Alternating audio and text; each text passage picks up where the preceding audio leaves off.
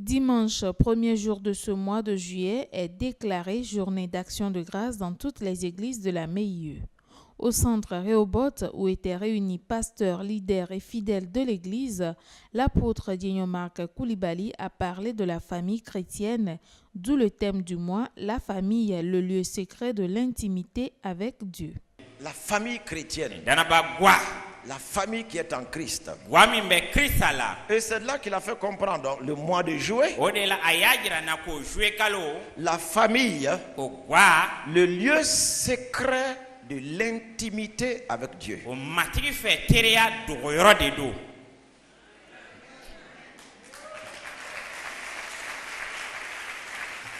La famille est le lieu secret de l'intimité avec Dieu.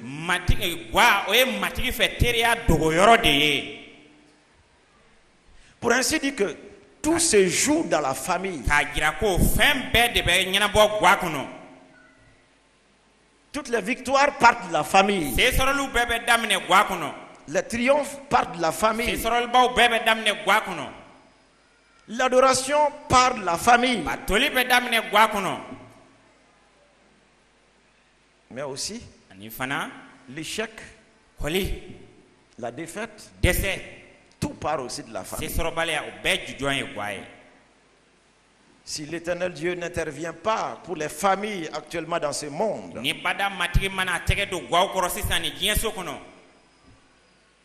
le diable aurait gagné sur sa création. C'est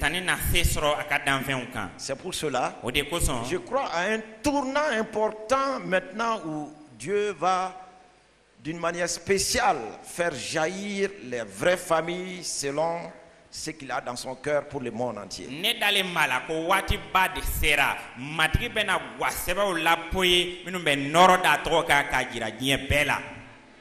Donc, la famille est le lieu secret de l'intimité avec Dieu.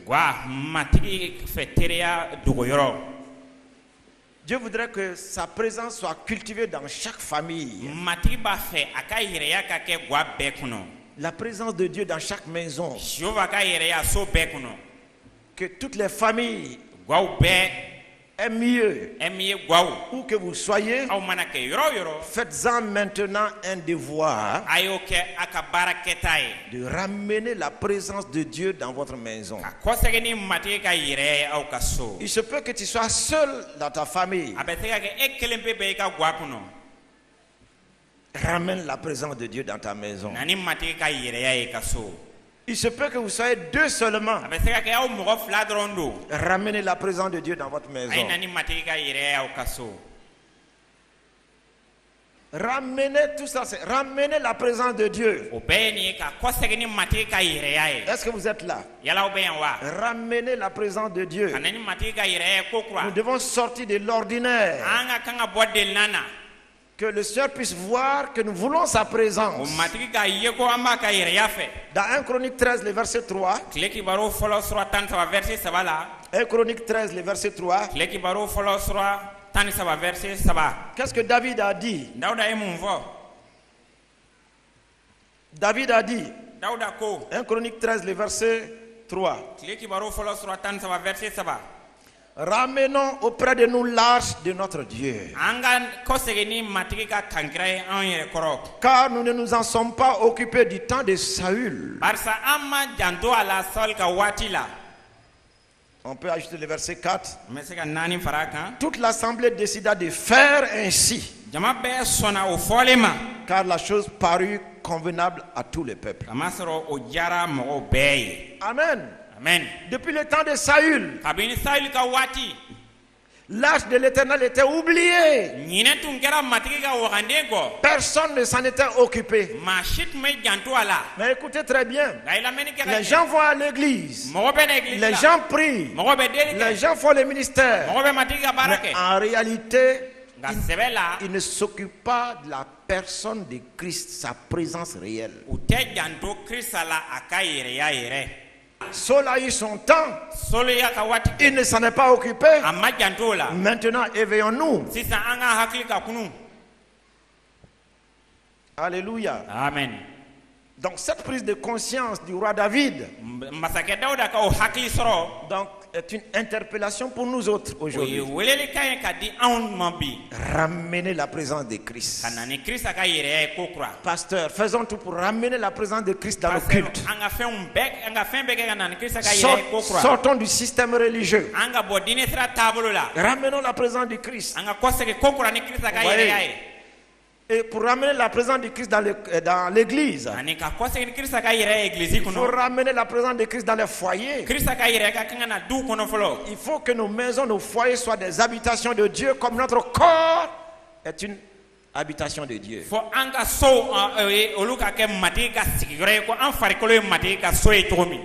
Alléluia. Amen.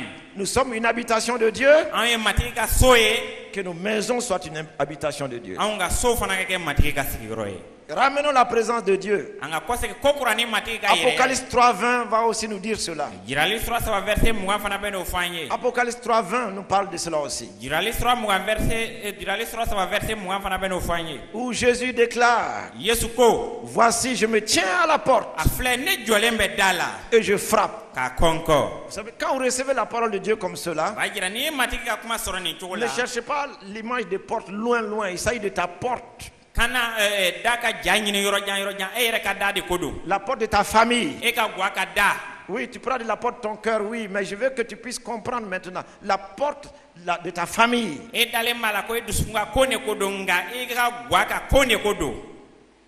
Voici, je me tiens à la porte et je frappe. Si quelqu'un entend ma voix et ouvre la porte, j'entrerai chez lui. Je souperai avec lui et lui avec moi. Où est-ce qu'on soupe? C'est dans la famille.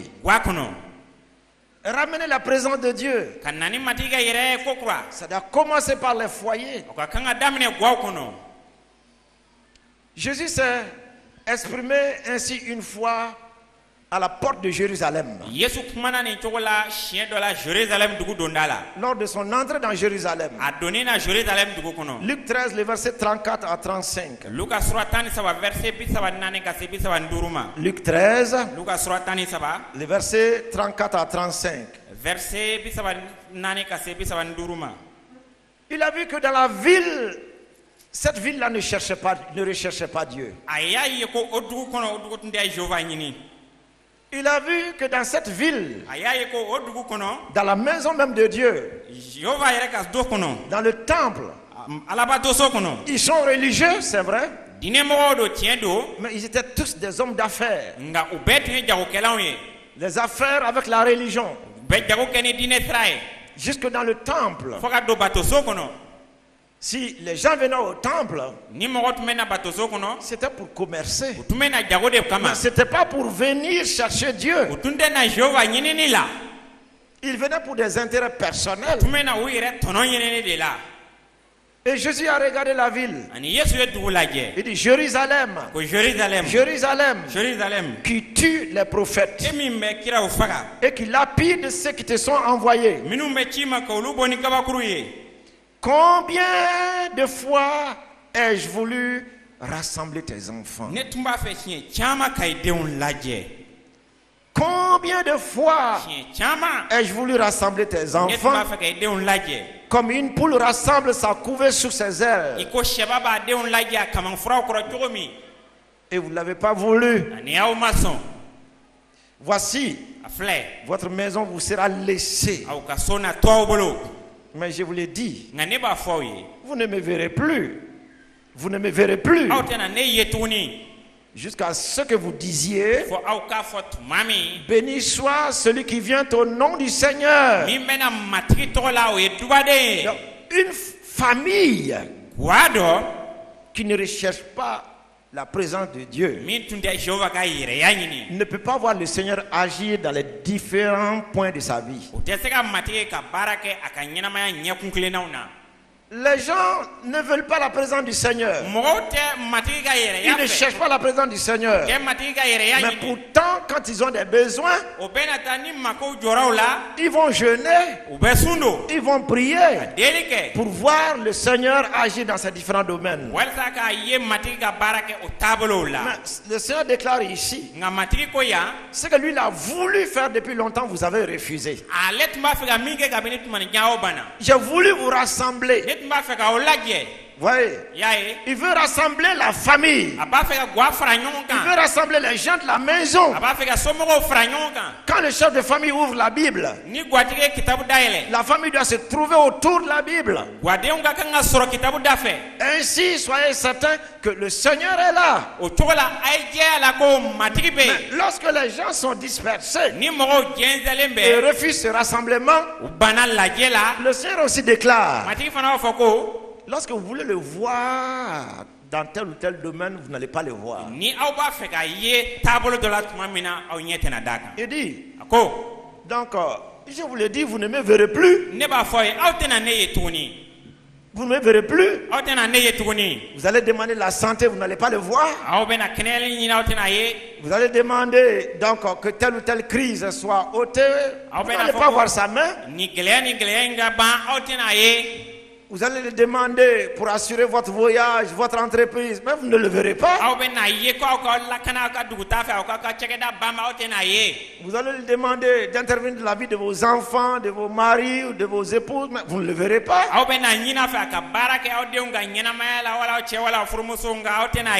vous allez le voir quand? Jusqu'à ce que vous dites ou que vous disiez, béni soit celui qui vient au nom du Seigneur. C'est-à-dire on t'accueille.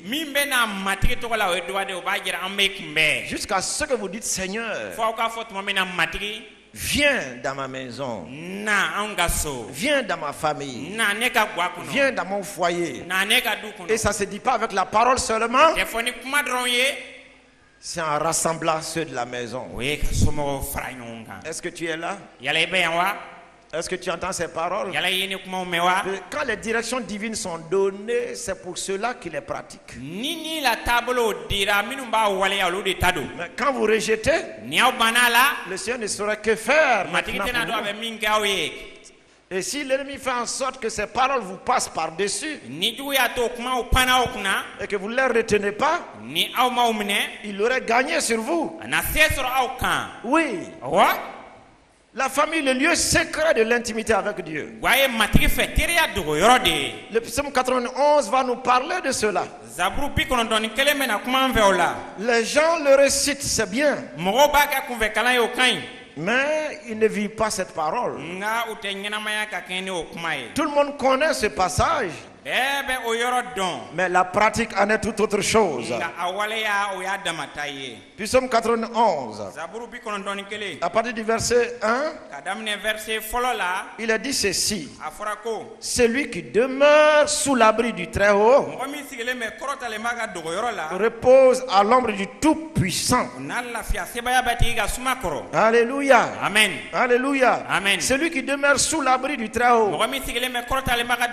Lorsque la famille se rassemble, lorsque la famille est unie devant la parole de Dieu, dans la prière, ne serait-ce que quelques 30 minutes, ne serait-ce qu'une heure de temps, n'en faites pas un culte prolongé jusqu'à... Non.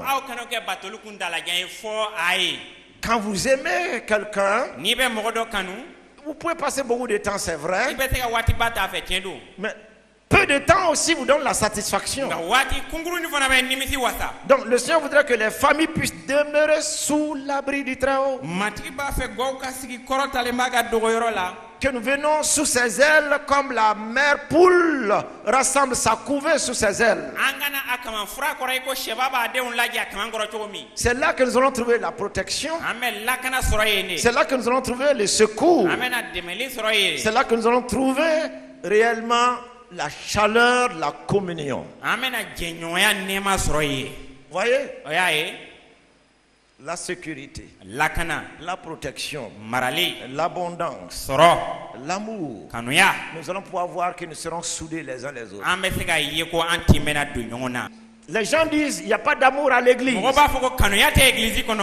Et c'est pour ça que quand on prêche l'amour, on va se lever maintenant pour manifester l'amour.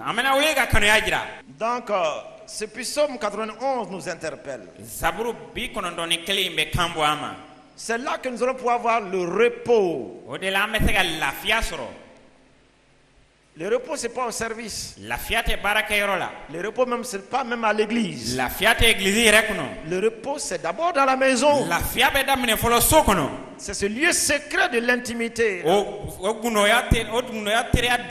Si tu trouves le repos dans ta maison, partout où tu vas t'en aller, même si c'est la guerre, tu trouveras le repos.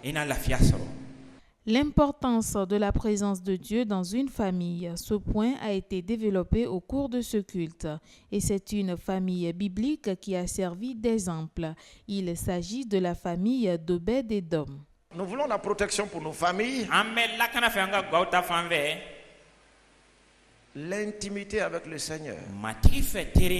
L'intimité avec ceux de la maison. Alléluia. Amen. Dieu combattra pour les familles qui se tiendront derrière lui.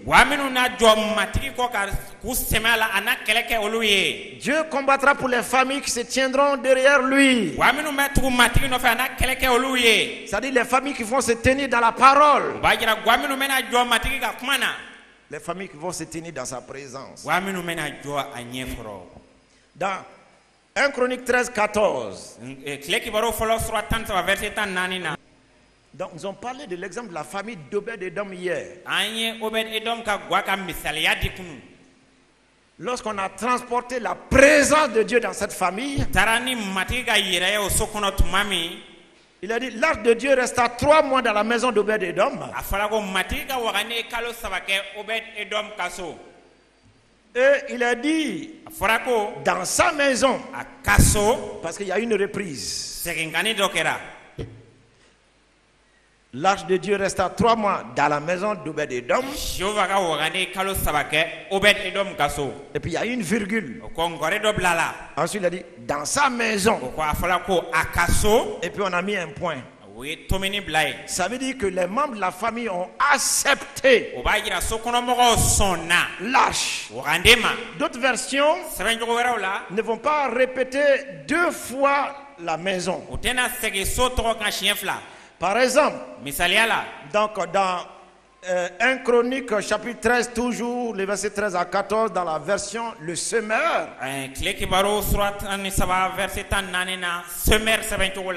la version le semeur, il a dit, il, c'est-à-dire David, il ne transporta donc pas le coffre chez lui dans la cité de David, mais il le fit déposer dans la maison d'Obed-Édom. Ouais, il le fit déposer où? Dans la maison d'Obed-Édom. Un homme ordinaire de Gath. Le coffre y resta 3 mois. Et l'Éternel bénit la famille. L'Éternel bénit la famille d'Édom et tous ses biens. Il a béni la famille. L'arche est entrée dans la maison. La famille a accueilli l'arche. Dieu a béni la famille et tout ce qui était dans la famille. Amen. Amen. Gloire à Dieu. Toutes les familles cherchent la bénédiction. Tous les hommes cherchent la bénédiction. Mais au lieu d'aller chercher ailleurs, Seigneur, aide-nous. Le Seigneur te dit déjà sa présence dans sa maison. Lui, il te bénit. Il bénit tes enfants. Il bénit ta vie professionnelle. Il bénit ton ministère. Il bénit tes affaires. Il bénit ton commerce. Il bénit tes voyages. Il bénit tes eaux. Il bénit tes poules. Il bénit tes chiens. Il bénit ton verger. Il bénit tout. Sa présence, sa présence. Sa présence, sa présence. Et c'est de là qu'on a dit hier. La famille est un jardin. Et comme on aime se promener dans un jardin, en tant que chef de famille, tu dois aimer ta famille, ta maison. Il faut que ta présence soit manifestée là, dans ta maison. Alléluia. Amen. Gloire à Dieu. Dans Genèse chapitre 3, Genèse 3, ça va là. Le verset 8 à 9. Il a dit, Dieu descendait là chaque soir. Il parcourait le jardin. Il parcourait le jardin. Il a dit, alors ils entendirent la voix de l'Éternel Dieu qui parcourait le jardin vers le soir. Ta famille doit être un jardin où Dieu aime venir parcourir. Oui, il est là déjà. Il est avec toi. Mais il veut que le climat familial soit propice à la paix. Et c'est de là que Dieu s'est écrié pour dire, Adam, où es-tu? Adam, où es-tu? Quand Dieu entre dans une famille, toi chef de famille, il dit c'est toi le responsable. Où es-tu par rapport à ma présence dans ta maison? Où es-tu par rapport réellement donc à ma présence dans ta maison? Dieu veut que les chefs de famille s'éveillent maintenant. Vos différents problèmes. Longtemps vous êtes couru pour chercher des solutions. Un problème s'en va, un autre vient. N'allez-vous pas vous reposer maintenant et avoir du temps avec la famille? Parcourez votre maison avec le Seigneur. Rassemblez réellement donc la famille autour de vous. Ta famille est un jardin. Fais de ta famille un jardin. Chef de famille, où es-tu? Tu cours pour les heures supplémentaires pour amener bien des choses en famille. C'est bien. Mais venu épuisé et ne pas avoir du temps avec ta maison, Dieu dit, où es-tu? Où es-tu?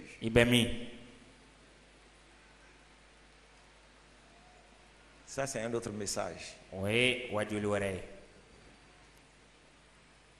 Si vous lisez la version Semeur encore, 1 Chronique verset 26, 4 à 8. J'ai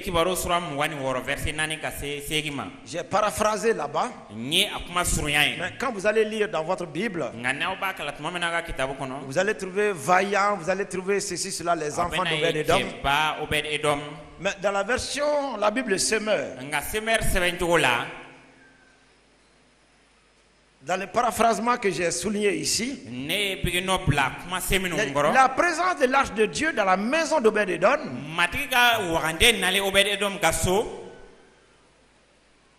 Dieu l'a béni en lui donnant des enfants. Dieu l'a béni en lui donnant des enfants.